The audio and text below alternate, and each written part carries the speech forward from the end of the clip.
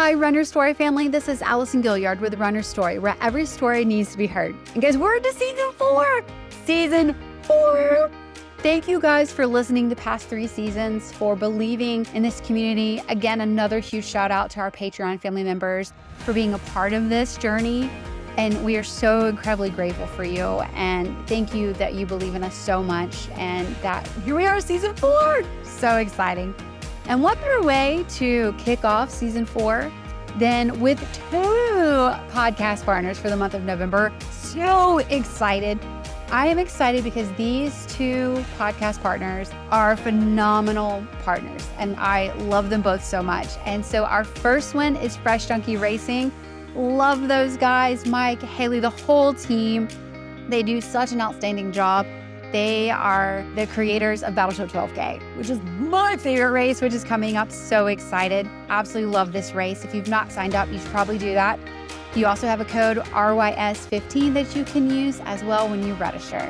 Fresh Junkie Racing puts on premier racing events. Guys, they truly care about the experience of the runner. They care about what you want as a runner. They care about the experience as a whole. And they're not just in Louisiana and Mississippi and Alabama. Guys, there's a race coming to Arkansas. It's so fun. And they just helped in Tennessee. Guys, the sky is the limit. So if you need advice, if you need a place to look at or who to talk to, Fresh Junkie Racing, I highly recommend them. They are spectacular. Mike and the team is phenomenal. They all have such huge hearts. They all care about running.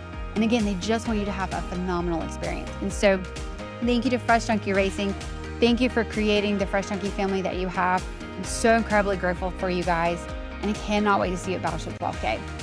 Our other podcast partner this month is the UCP of Mobile, which is the United Cerebral Palsy of Mobile. And guys, they're bringing back Christmas Nights and Lights. I am so stinking excited. It has been 4 years since we've been able to have this race. This festive race is your only chance to run or walk through the dazzling holiday light displays before they open to vehicles. The event will take place in the parking lot at Dauphin Way Baptist Church. Early registration is now open through November 10th, $40 for adults, $30 for youth 2 through 12. A race shirt is also included. All proceeds benefit our local UCP of Mobile, which supports programs for over 700 children and adults with disabilities that are across the South Alabama area. You can register online at ucpmobile.org/nightinlights. You can also go to runnerstory.com and find out more information about UCP and Night of Lights and also Fresh Junkie Racing and Battleship 12K. We love Fresh Junkie Racing. We love UCP. We love Night of Lights. This was so exciting to have 2 very special podcast partners this month. These are 2 running events that mean so much to me, that do incredible things for our community. So thank you to UCP of Mobile and to Fresh Junkie Racing for believing in this podcast. Guys, you guys are about to hear from Jennifer Cooley, who, oh, what a beautiful spirit. She talks about running and how running prepared her for her job at UCP Mobile, but also how it helped her to be the mom that she is with a child with disability. And I like to say super ability because they teach us so much. And I'm dreaming big with UCP Mobile. Jennifer and I have some big ideas that I want to be a part of. Pushing for Ainsley's Angels really changed me and really helped me to advocate. And so that's what I want to do. We don't know what that looks like yet, but Jennifer is a dreamer like me. And so we are super excited to see how we can partner in the future together. And you guys are going to love Jennifer. She's absolutely spectacular. So guys, if you live away and you're like, I'm not really sure how I can be a part of UCP Mobile, reach out to UCP Mobile. Jennifer would love to see how she can have you. And if you are local, let's volunteer. Go do something with UCP. Go be a part of that community. Absolutely incredible. And again, I hope we get to do more in the future. All right, guys, lace up those running shoes. Get ready, get set. Let's kick off season 4 with my friend Jennifer and the UCP story.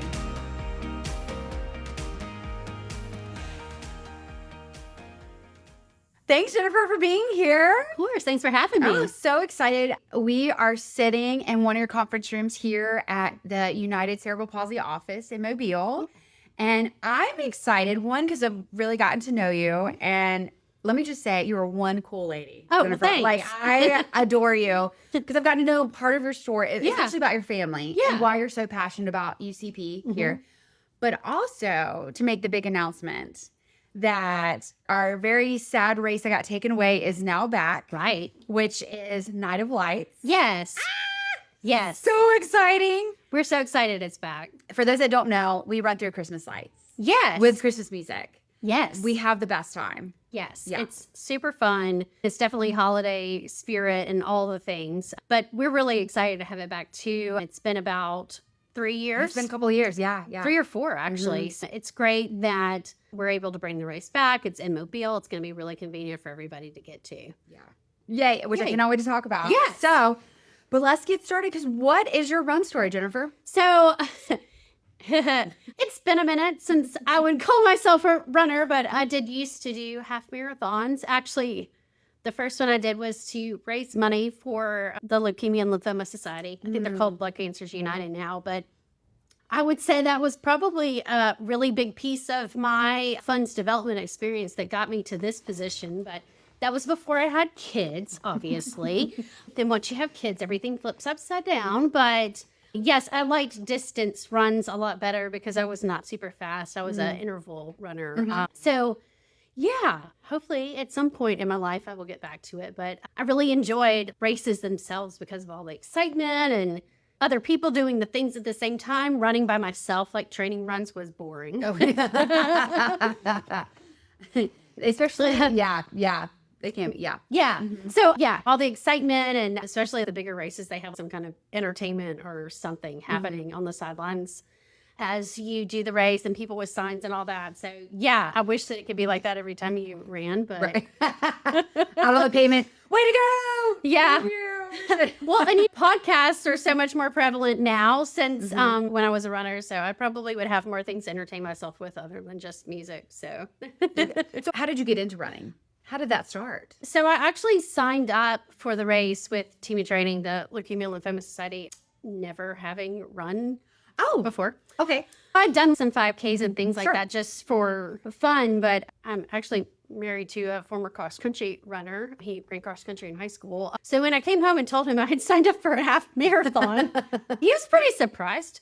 That's great. I was really sold. The first race that I did was Nike Women's Half in San Francisco, which, do they still do that race? It was an amazing experience, and the whole raising money for a great cause, all of that, I was totally bought in. So I signed up and did the things, not even really, I saw that course, which meant nothing to me because at the time I'd never been to San Francisco. I was like, cool.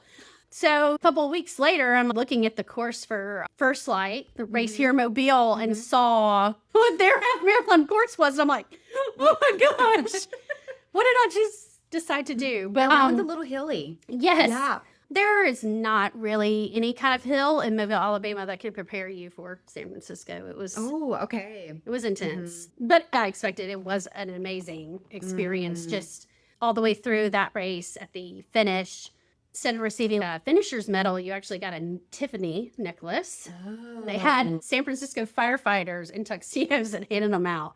Like, just very well thought out race experience all the way through. But yes, so my next half marathon was actually on Pensacola Beach, which was significantly faster than the one in San Francisco because just a complete different terrain. But I love the experience, but it was not easy in San Francisco. But my time dropped like 20, almost 30 minutes, I think. Wow. Yeah, it was raining in San Francisco too. It was just, I mean, but it was amazing. But kudos to you for one, having the hills in San Francisco and bad weather. Oh, yeah. But finishing, but then also going, you know what? I'm going to do another one. Oh, yeah. Because you could have been like, that was not fun at all. Except the finish line with the firemen in tuxedos. Sure. Well, and giving you the Tiffany necklace. There was like a mile where they gave you Ghirardelli chocolates because San Francisco. Whoa. Just neat little things throughout the race, which made it fun. Sure. So I did 2 half marathons after that. And then we did different 10Ks and 5Ks and things like that here in town. And the actual last 5K that I really remember doing that I actually was trying to be a runner was the Cain Classic, and it turned out I was pregnant with my first child after the fact. But like a lot of people in Mobile, that is my PR for 5K because of how flat that course is. Nice. Yeah. And that one's such a fun. It is. I actually had a runner type costume to look like a Merry Widow. So Yeah, would you send me a picture? And it's Yes. fantastic. yeah. Yeah. I It was used so to like clever. making the outfits for the things too. So Absolutely. yeah. I love that. Mhm. So, what has been your favorite race? I would honestly, of all the ones I've done, definitely the Nike race in Yeah. San Francisco was amazing. I would say here locally, Can't be Night of Lights. right? Can I just say that? Yeah. I always like to tell you trail run because it is the race where there's people that just decide to stand out in their front yards and drink mimosas that day. Like you Right. feel that type of community, which again was part of what I was really Absolutely. into from running. So I would probably say ATR is my favorite. okay. I like the Spring Fever chase. In Fairhope. Because that 10K kind of felt more comfortable to me because it was closer to a half marathon, like 5Ks. Sure.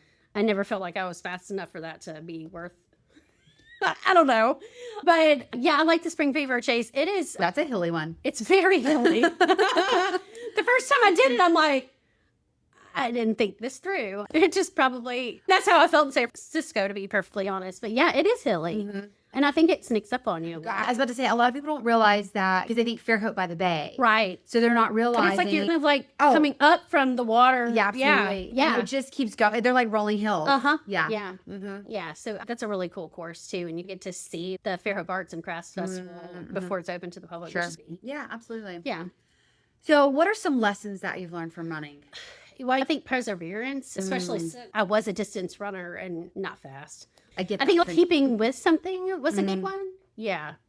Obviously, I learned about from the team and training experience, like raising money and all that, which I think wound up being very beneficial to me for where I am now in my life.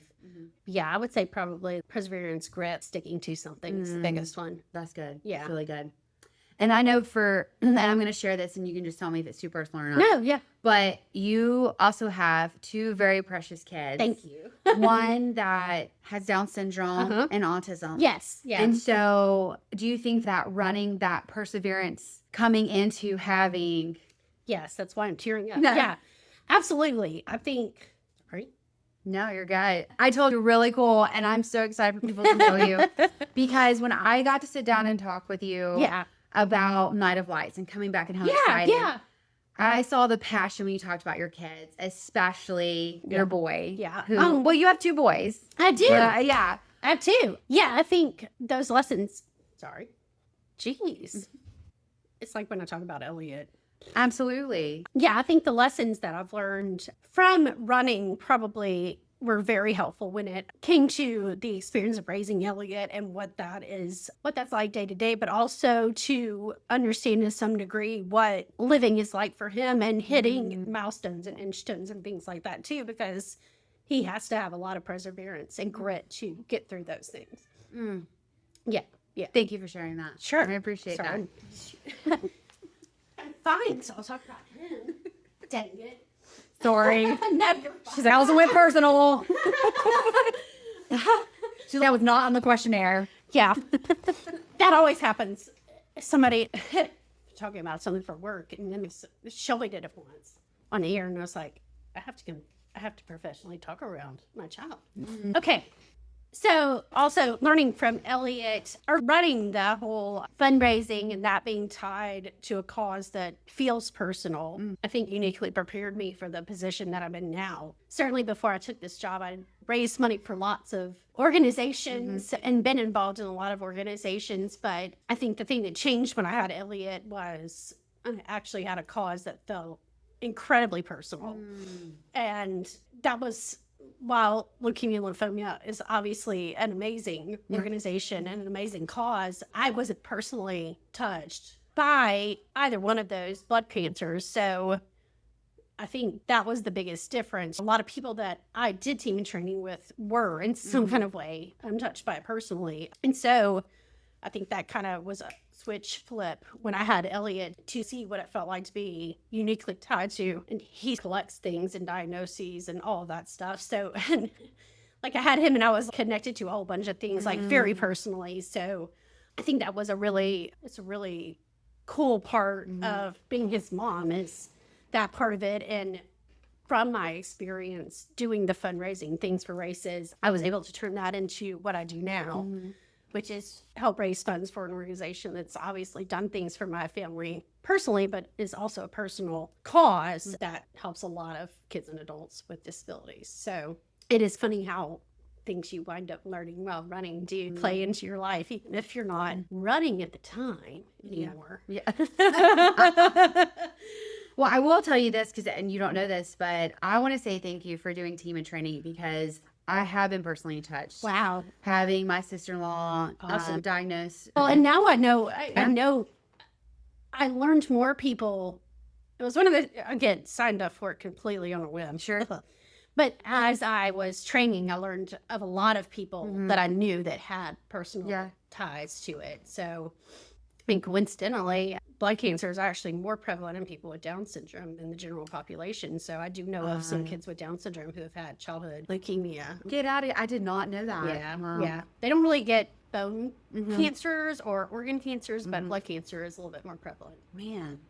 It's just having that extra chromosome does all kinds of different things to your body. Besides making you extra special. Of course. Yeah. Yeah. Okay.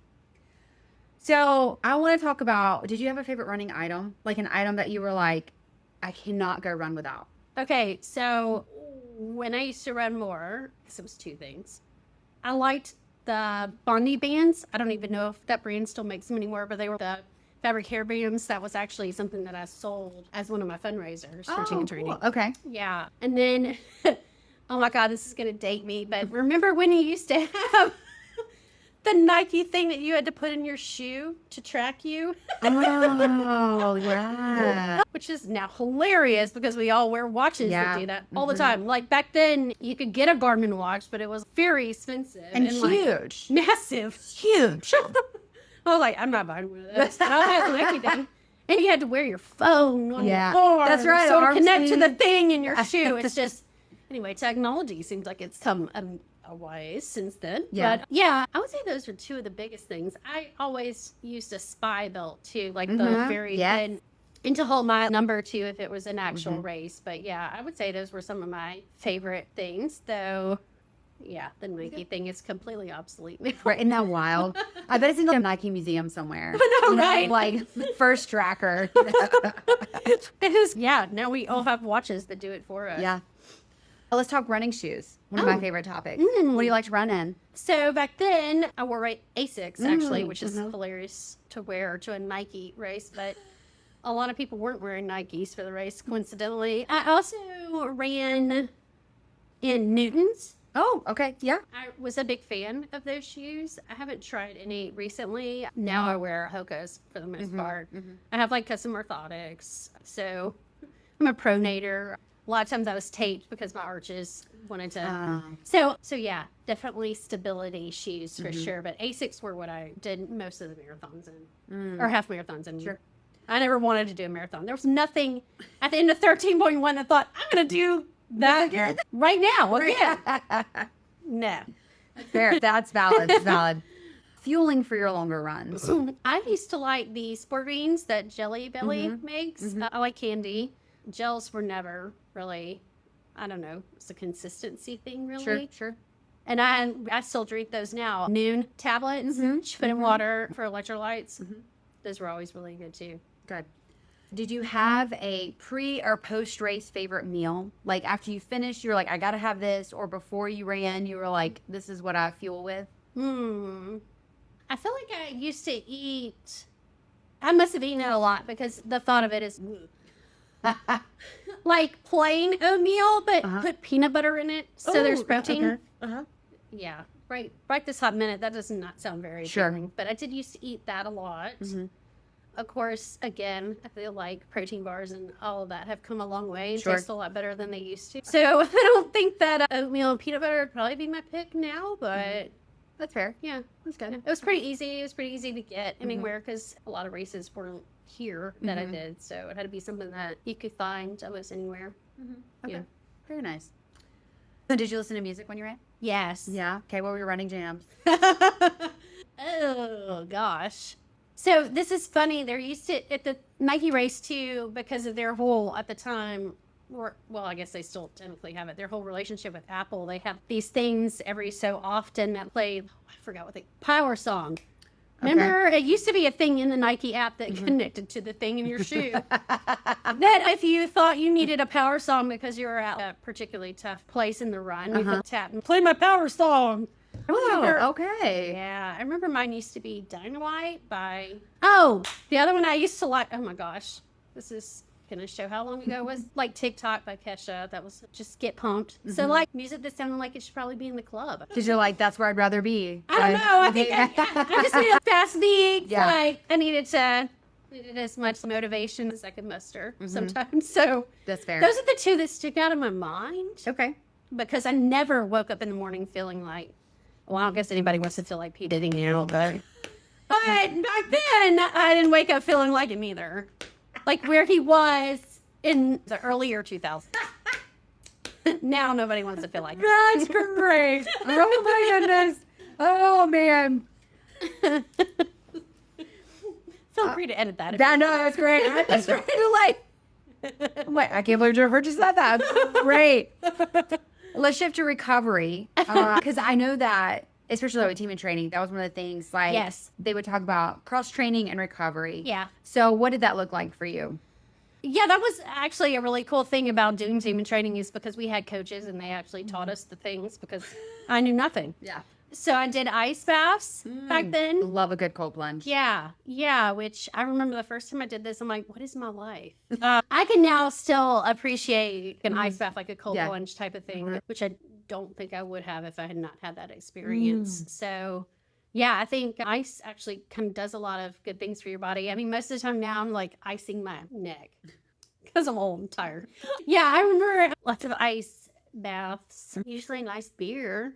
At least. Okay. I remember protein too. So again, it probably wasn't protein shakes, but yeah, that was part of my recovery part too. And just trying to keep moving. Again, that first half marathon was in San Francisco. So the day after we went to Alcatraz, which surprise, there's hills on that tiny island too. So yeah, I did a really good job of keeping moving after that race. But I think that was a lot of it. Like you just can't lay down the next day, which is maybe what you would feel like doing. Yeah, I think keeping moving is a big part of it. Yeah, that's really good. Yeah. I just had somebody come back from Chicago and he said he was there the day after Chicago Marathon. Wow. And he was like, you could tell who had ran the marathon because they were still wearing their medals, but they were shuffling along. But like you could just tell they were just trying to move. And so that was a great point. Just keep moving. Just Yeah. Keep going. Just keep going. Just keep swimming, right? That's good. What advice would you give to somebody that wants to start running? What advice would you give to Jennifer? What advice would I give myself? I think probably don't overthink it. Oh, that's good.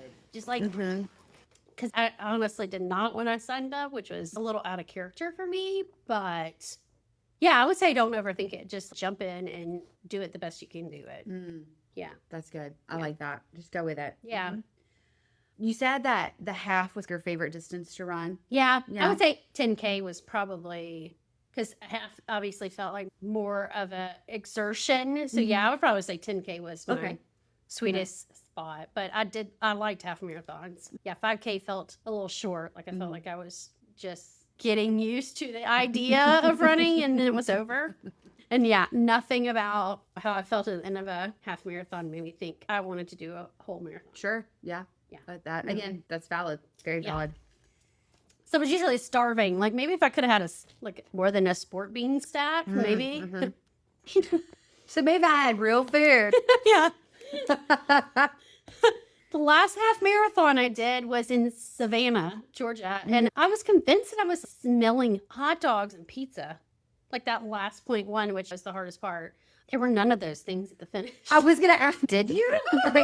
Were you like, yes? No. It was like standard race fare. I walked around. Ended in the, what's it called? Fortis Park or whatever. The big fancy part with the pretty fountain, very classic Savannah. Anyway, Yeah, I walked all around thinking there was a hot dog cart somewhere. There was not. I'm just eating a banana instead. I love how I can just envision you like going around going, hot dog, hot dog. Anyone got a hot dog? Like, I'm not kidding. Yeah, I really needed an actual meal, not an orange or a banana. did you go get a pizza did. after? I did. Okay. Yes. Okay. Yes. Because at that point, you're like, we're sold. Like, we're locked in. I know. I need to. Going to need to eat soon. My husband actually did the whole marathon that day, so I had to wait for him to finish before I could leave. So you're like, where's my pizza? Where's my hot dog? Look, I've been thinking about a hot dog for however long it took you to get here. He's a lot faster than I am, so his marathon wasn't that much longer than mine. Anyway, but I'm like, I got to go get some food.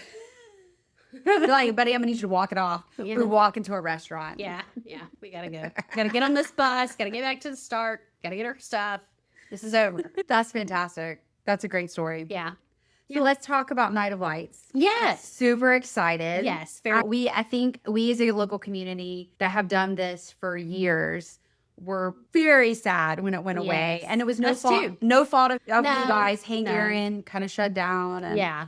So now it's going to be at Dolphin Way Baptist Church. It's going to be in their parking lot. So our friends with Nights and Lights, when they moved to Mobile International Speedway a couple of years ago, they obviously reached out to us and we went and looked at that space and it wouldn't work for 5K and from an accessibility standpoint, which is obviously very important to us since we're an organization that serves people with disabilities. It just didn't make sense, unfortunately. Sure. But they reached out this year. They're at Dolphin Way Baptist, which super well located. I think it's going to be really easy for people to get to. They're really excited about it too. So we're really looking forward to having it there. And hopefully we'll have a really big turnout for it since there were so many people that loved the race.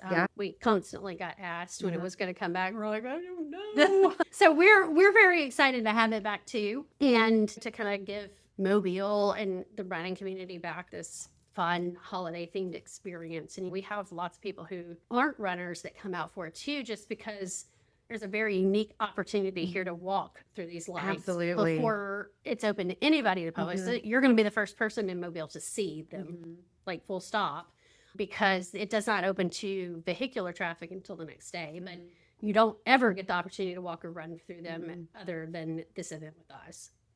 So what do the proceeds, when we say this is benefiting the UCP, Yeah. what does that look like? So we serve people with disabilities all the way from birth through adulthood. So that looks like different things at different stages in life. We have an early intervention program that pushes into the home and helps teach parents or caregivers how to help their child meet developmental milestones. So my son Elliot was actually served by our early intervention when he was itty bitty. So that goes through age 3. And then here on site, you can hear some of it down the hall. We have a preschool here in Mobile. We have 4 classrooms. We do this in partnership with Mobile County Public Schools, Satsuma City Schools, and Chickasaw City Schools. So we have 40-ish kids, all types of different disabilities. And we do have some typical peers into which we do that because it helps everybody learn to be better.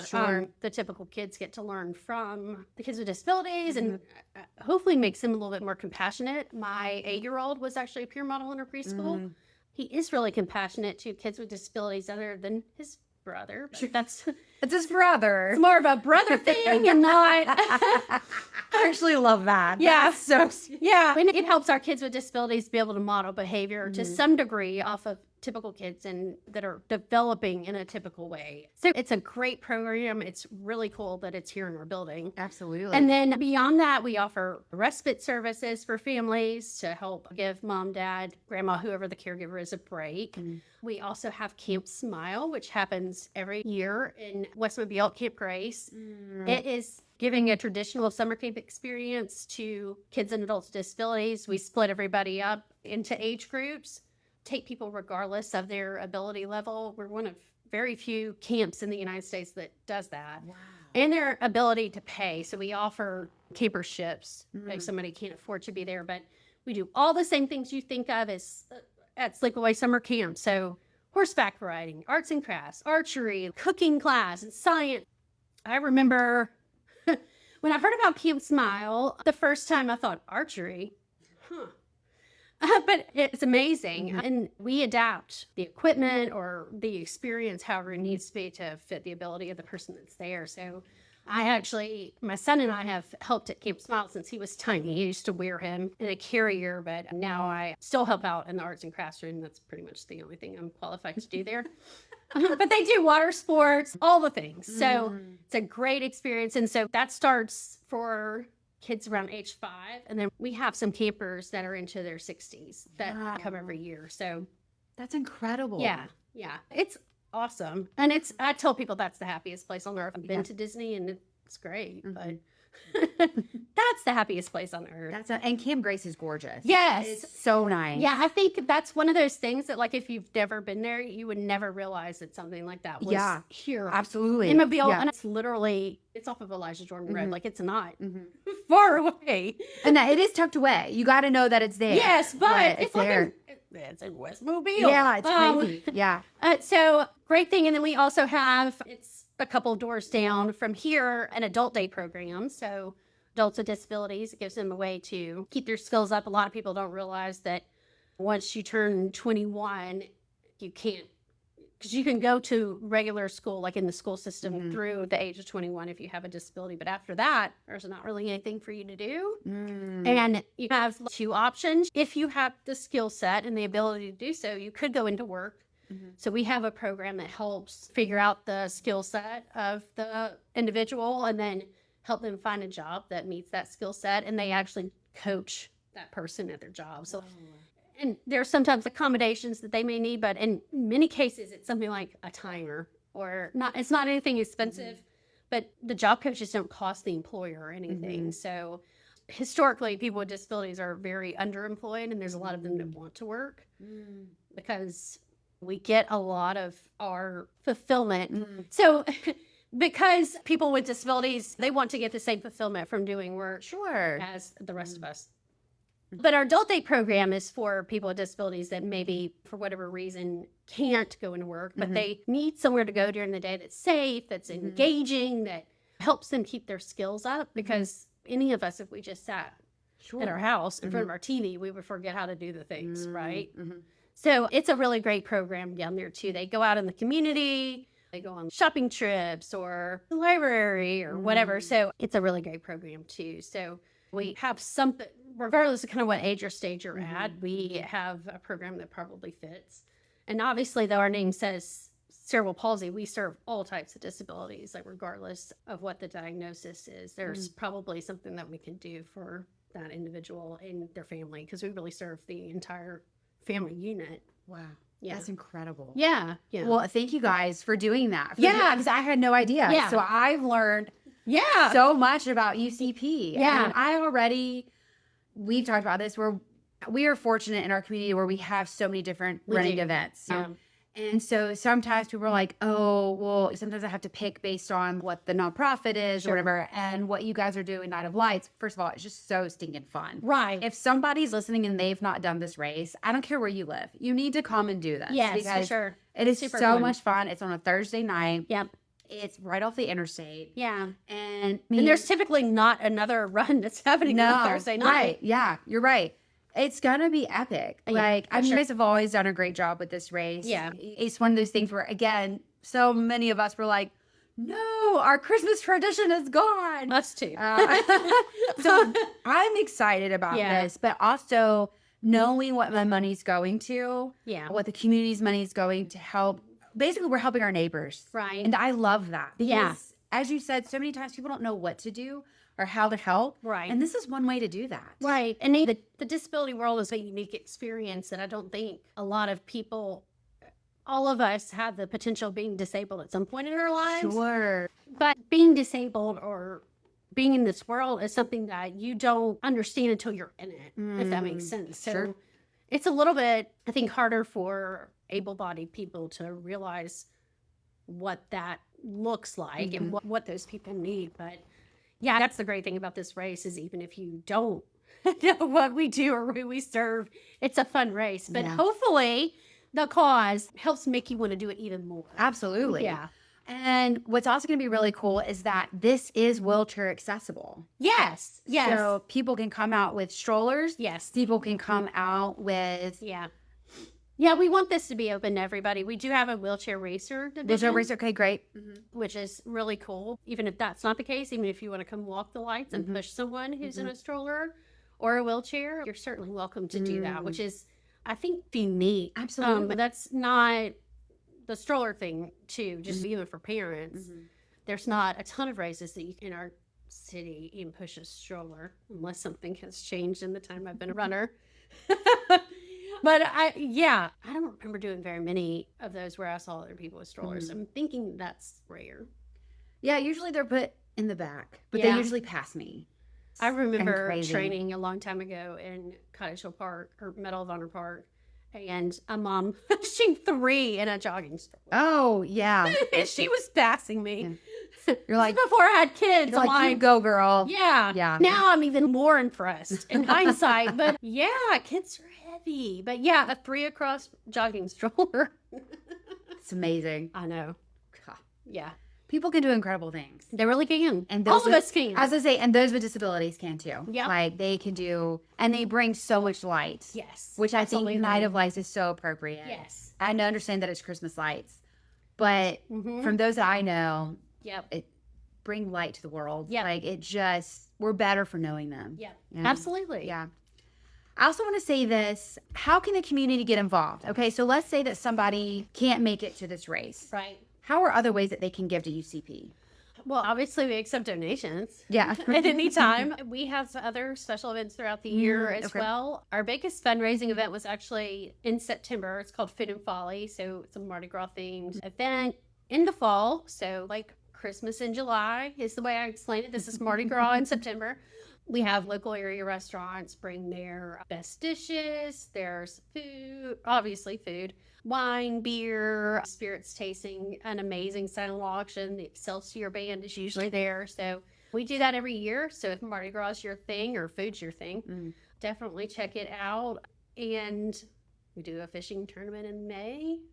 I don't know how many runners are into fishing, but yeah. Okay. I mean, yeah, we have lots of opportunities where folks can help us during the year too, if they want to volunteer, anything like that. And we are always welcome to give individuals or groups tours of our facilities so they can learn a little bit more about us. So if anybody's interested in any of those things, they can always check out our website. It's ucpmobile.org. Awesome. And that will be on the Run Your Story page as well. Cool. We are so excited that we get to partner with you guys. Yes, so we're excited about it too. we love you. And I thank you for taking the time to do this because, again, I got to learn more about UCP and what you guys are doing. Yeah. And so anybody that's listening with UCP, thank you for pouring into this and making our community what it is because we had no idea. I had no idea. Yeah. So I love that I got to learn this today. Yeah, for sure. We're the best kept secret. Yeah. But again, I love it. You're not in this world until you're in it. Sure. So sometimes it's a harder concept to wrap your hands around Yeah. if you don't regularly interact with somebody with a disability, whether it's your person or your child or what. It's just a little bit harder to understand. But yeah, there's a lot of different types of services that population needs, and we try to provide as many of those as we can to fill the need of whatever the community needs. That's awesome. Yeah. Well, thank you for what you do. Of course. And we are so looking forward to Night of Lights. It's going to be so much fun. Yes. And just, again, thank you for allowing this to happen and thank you for being here. Thank you for having me. We really appreciate a partnership with you. Yeah, absolutely.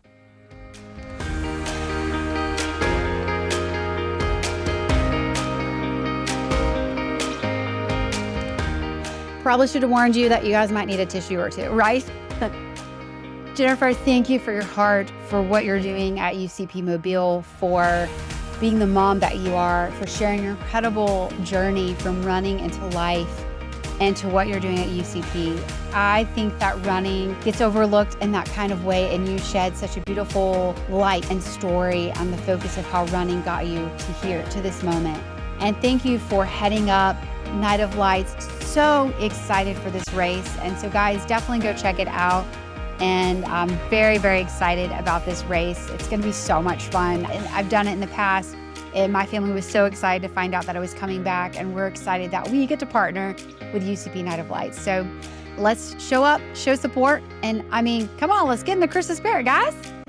Also, definitely check out ways that you can be involved with UCP Mobile or your UCP chapter wherever you live. They do such incredible work, not just for those with cerebral palsy, but also for any super ability. So definitely check them out, see how you can get involved. And let's make sure that everyone gets to run. Just incredible. And again, thank you to Fresh Junkie Racing for being our podcast partner, for putting on such epic running events like Battleship 12K, like Louisiana, Mississippi, Arkansas.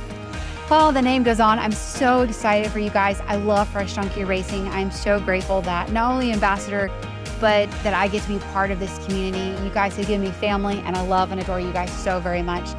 Guys, if you want to learn more about Fresh Junkie Racing, go check it out at Fresh Junkie Racing. You can also find them on the Run Your Story website as well. Thank you to our Patreon family members. Season 4, guys. Season 4. We are so pumped, so excited that we've been on this journey with you. Thank you so much for believing in this podcast. Thank you for pouring into this podcast the way that you have. We're extremely grateful and forever thankful for each and every one of you. As always, huge shout out to Greg Gilliard from Gilliard Tech Services. By the way, guys, he gave me a bill at the end of the year, at the end of the season for season 3, just to show me how much he does work for Run Your Story. And I just got to say a special thank you, because he has been the yes guy from the very beginning. And anytime it comes to anything with Run Your Story, he's like, yes, let's do it. So this would not be possible without Gilliard Tech Services. So he pours so much into Run Your Story. So guys, if you need somebody that truly cares about your vision, that cares about what else is out there on the web, check him out. That's Gilliard Tech Services. You can also find him on Run Your Story as well. He loves building websites. He loves being able to sit down with you and collab and brainstorm and do all the things. So check him out at runyourstory.com, and you can also check him out at Gilliard Tech Services. He is the man to go to build any website of your dreams. Guys, thank you for sharing, and commenting. Thank you for sharing your stories, for listening to the stories, and for being part of the story. We are Run Your Story because we truly believe that every story needs to be heard. And so thank you for being a part of this. Thank you for making season 4 happen. Thank you for the past 3 seasons. And we can't wait to see what else Run Your Story can do. Until next time, guys, go run your story, because every story needs to be heard.